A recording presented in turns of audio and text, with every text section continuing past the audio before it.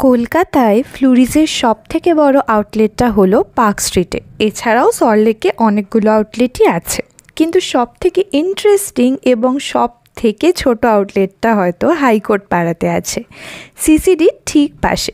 তবে ওপরের সিটিং এরিয়াটা কিন্তু 10 থেকে 15 জনের মতো ক্যাপাসিটি রাখে। সেদিন আমি এই ফ্লুরিজটায় গেছিলাম শুধুমাত্র এক্সপ্লোর করতে।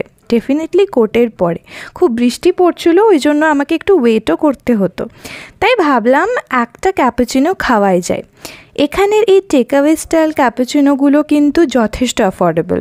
হ্যাঁ, 150 টাকার মধ্যে। ইয়েস, ফ্লুরিজে কফি 150 টাকার মধ্যে পাওয়া যায়।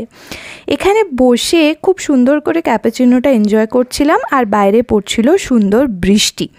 আর ফ্লুরিজের আউটলেটটা ছিল পুরোপুরি ফাঁকা, তাই ওপরে বসে ক্যাপুচিনো এনজয় করা আর এই ভিডিও বানানোতে কোনো রকম অসুবিধাই ফেস করতে হয়নি।